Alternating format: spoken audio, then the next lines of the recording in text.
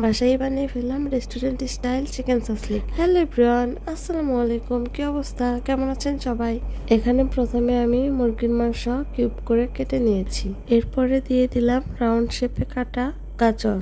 এরপরে দিয়ে দিলাম পেঁয়াজের পাপড়িগুলো। এরপরে দিয়ে দিলাম কিউব করে কাটা ক্যাপসিকাম।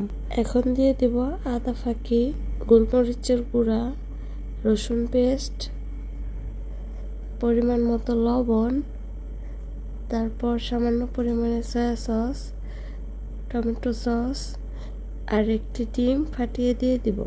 এখন সবগুলো উপকরণই ভালোভাবে মাখাচাকা করে নেব, যাতে করে সবগুলো উপাদান একসাথে মিশে যায়। ভালোভাবে সবগুলো উপকরণ মেশানো হয়ে গেলে এর মধ্যে 1 চামচ পরিমাণ ময়দা আর 1 চামচ কর্নফ্লাওয়ার দিয়ে দিব। এখন আবারও সবগুলো উপকরণ উল্টে পাল্টে একসাথে মাখাচাকা করে নেব।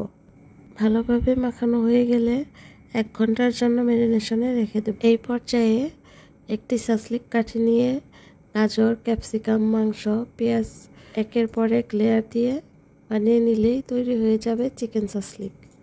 এখন আর 1000 টাকা খরচ করে রেস্টুরেন্টে গিয়ে চিকেন সাসলিক কিনে খেতে হবে না, বাসায় বসেই বানিয়ে ফেলতে পারবেন চিকেন সাসলিক। বাসায় একবার হলেও এভাবে বানিয়ে ট্রাই করে দেখবেন, একদম রেস্টুরেন্টের মতোই স্বাদ হয়। এই তো একের পর এক লেয়ার দিয়ে প্লেট ভর্তি চিকেন সাসলিক বানিয়ে ফেললাম। এবার ভাজার পালা। ভিডিওটি ভালো লাগলে অবশ্যই লাইক, কমেন্ট, শেয়ার দিয়ে পাশে থাকবেন। আল্লাহ হাফেজ।